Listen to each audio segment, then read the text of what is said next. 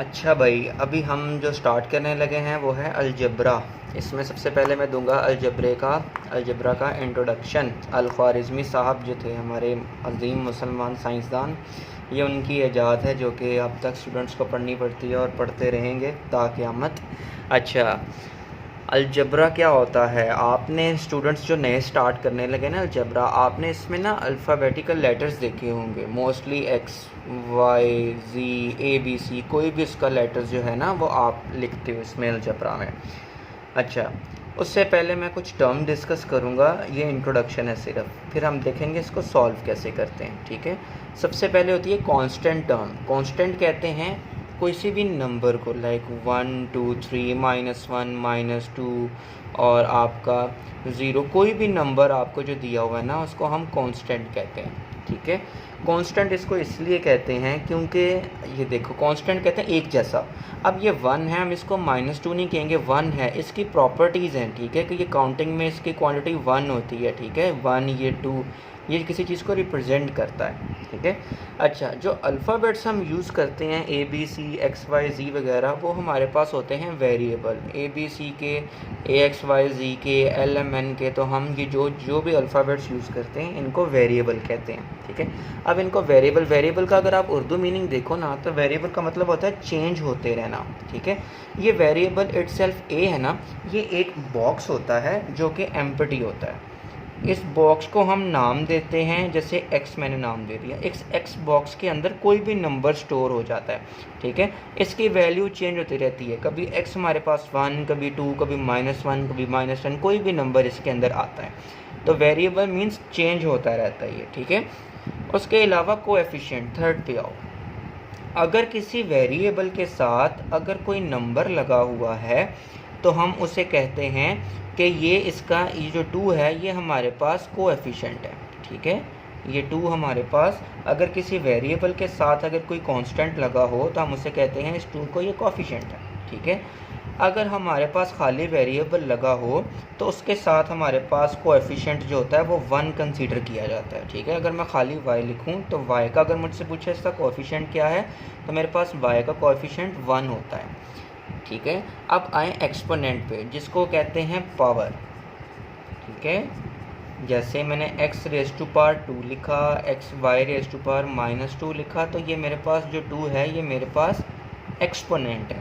ठीक है, -2 भी मेरे पास एक्सपोनेंट है। ठीक है, अगर मैंने ऐसे कोई वेरिएबल दिया गया है x और मुझे कहा जाता है इसके ऊपर एक्सपोनेंट क्या है, अगर किसी के ऊपर एक्सपोनेंट नहीं लिखा होता तो हम एज्यूम करते हैं ये इसके ऊपर 1 होता है। ठीक है, x⁻1। ठीक है, ये हमारे पास x के इक्वल होता है। ठीक हो गया, तो ये आपको अलजब्रा में सबसे पहले ये इन टर्म्स का पता होना बहुत ज़रूरी है। ठीक है, अच्छा, अब उसके बाद जो मैंने चीज़ एक्सप्लेन करनी है वो है अलजब्रिक एक्सप्रेशन। ठीक है, अलजब्रिक एक्सप्रेशन क्या होता है?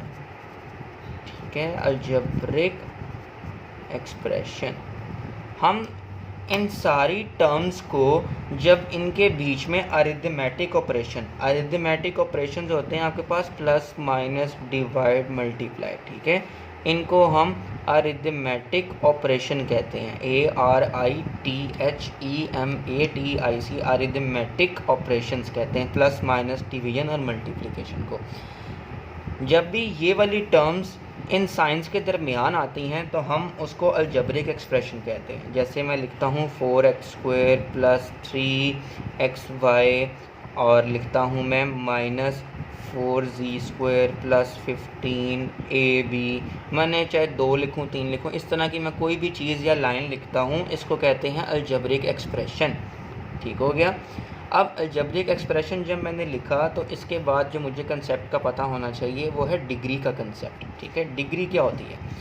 अच्छा, मैंने अगर कोई अलजब्रिक एक्सप्रेशन लिखा है लाइक ऐसे -5x² + 3xy।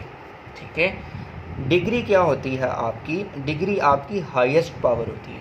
ठीक है, अब इसमें से हाईएस्ट पावर मेरे पास क्या है, इसकी पावर क्या होगी? इसकी पावर 2 होगी। ठीक है, कैसे? 1 इसके साथ और 1 इसके साथ, तो टोटल करेंगे तो 2 हो जाएगा। ठीक है, लेकिन हाईएस्ट मेरे पास क्या है? 3। तो मेरे पास इस अलजब्रिक एक्सप्रेशन की क्या है मेरे पास डिग्री 3, ठीक है, इस चीज़ का पता होना चाहिए आपको, ठीक है। अब उसके अलावा जो इम्पोर्टेंट इन्फॉर्मेशन मैंने देनी है आपको अलजबरा के हवाले से, कांस्टेंट वेरिएबल तो पता लग गया आपको, ठीक है। अच्छा, जो मेन चीज़ है आपकी वो है टर्म। टर्म क्या होती है, ठीक है।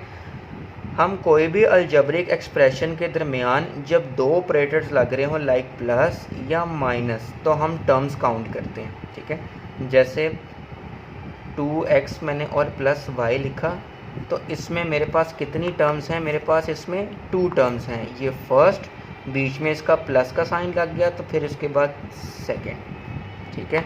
अगर आप मुझसे इसमें कोई पूछे तो ये 2xy में कितनी टर्म्स हैं, तो मैं कहूँगा 1 टर्म है। क्यों, इनके दरमियान किसी किस्म का प्लस माइनस का साइन नहीं आ रहा, ठीक है। अगर कोई मुझसे इसमें पूछे कि x और प्लस ब्रैकेट में x प्लस वाई ये कितनी टर्म्स हैं, तो मैं कहूँगा 2 टर्म्स। मैं इसलिए कहूँगा क्योंकि ब्रैकेट्स इटसेल्फ एक टर्म कंसीडर होती है, ठीक है, और ये सेकंड टर्म, तो इसमें 2 टर्म्स हैं। अगर मुझसे कोई कहे 4x डिवाइडेड बाय 3y इसमें कितनी टर्म्स हैं, तो मैं कहूँगा 1 टर्म है। क्यों, इसमें कोई प्लस और माइनस का साइन नहीं लग रहा। टर्म हमेशा प्लस और माइनस के साइन से डिफाइन होती है, ठीक है। तो ये आपको कुछ कंसेप्ट्स पता होने चाहिए। इसके अलावा एक इम्पॉर्टेंट चीज़ आखिरी इंट्रोडक्शन में जो मैंने एक्सप्लेन करनी है आपको, वो मैं आपको बताता हूँ कि वेरिएबल्स और कांस्टेंट का बिहेवियर क्या होता है आपस में, ठीक है। तो ये अगले पेज पे चलता हूँ मैं। अच्छा, कुछ चीज़ें आपने हमेशा याद रखनी है। ये 2x लिखने का मतलब ये है कि 2x के साथ मल्टीप्लाई हो रहा है, ठीक है, समझ आई। इसका मतलब है 2.x भी लिख सकते हैं, इसको 2 मल्टीप्लाई बाय x भी लिख सकते हैं, ठीक है। इसका मतलब है ये हो रहा है मल्टीप्लाई, ठीक है।